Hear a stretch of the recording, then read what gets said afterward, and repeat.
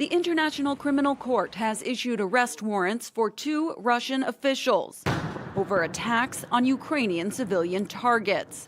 Former Defense Minister Sergei Shoigu and Military Chief of Staff General Valery Gerasimov are charged with war crimes and crimes against humanity. The ICC accusing them of directing attacks at civilian objects and causing excessive incidental harm to civilians. All charges are related to strikes against Ukraine's electrical grid from October 2022 to March 2023.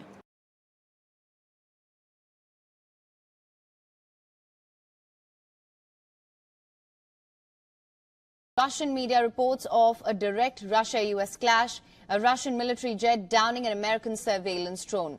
Reports in Russian media say its MiG-31 chased and downed an American military drone, that's the RQ4, as it carried out a surveillance mission over the Black Sea near Crimea. This drone is equipped with sophisticated phased array antenna radar, cameras and sensors that monitor maritime areas and coastal regions.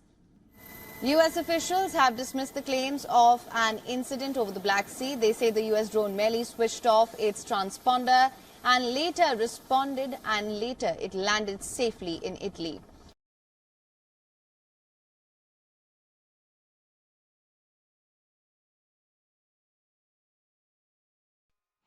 North Korea on Wednesday morning launched a ballistic missile that appears to have failed.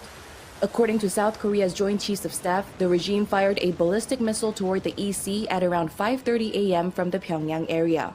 A military official explained that the North appears to have attempted to test launch a hypersonic missile. However, the military said the launch apparently failed, as the missile reportedly exploded mid-air after traveling some 250 kilometers. Seoul and Washington's intelligence authorities are conducting further analysis of the launch. This is the regime's first ballistic missile launch in almost a month.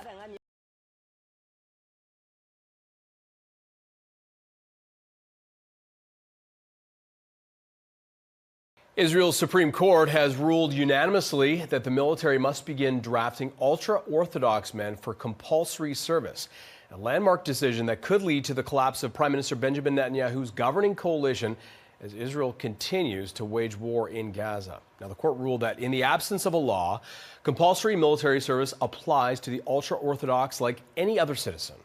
The historic ruling effectively puts an end to a decades-old system that granted ultra-Orthodox men broad exemptions from military service while maintaining mandatory enlistment for the country's secular Jewish majority.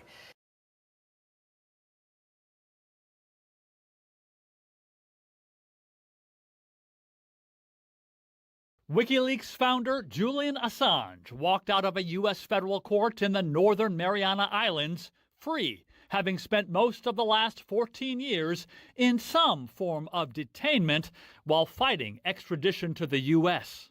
In court, Assange admitted he broke U.S. law by encouraging classified leaks, but says the law violates free speech rights. The U.S. Justice Department's plea deal allows Assange to accept a single felony count of violating the Espionage Act. It's a far cry from the 18 U.S. felonies he was facing and the possibility of 175 years in prison.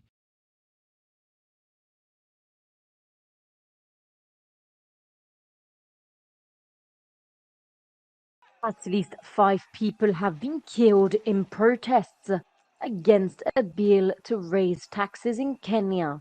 Police fired on demonstrators trying to storm parliament. After the incident, the Kenyan president, William Ruto, said security was his utmost priority.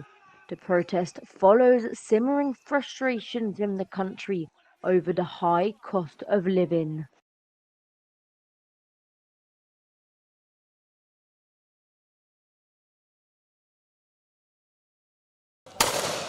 The United Nations Security Council has authorized the deployment of a multinational security support mission to Haiti to assist the Haitian National Police in their fight against criminal gangs. Kenya has volunteered a police contingent that will lead the mission, but it's not the first time foreign troops have been deployed to Haiti. Since the early 1900s, There's been at least 3 foreign interventions, including a decades-long occupation by the United States. The last foreign force to leave the country was a UN stabilization mission known as MINUSTA, which was deployed in 2004 after the removal of President Jean-Bertrand Aristide.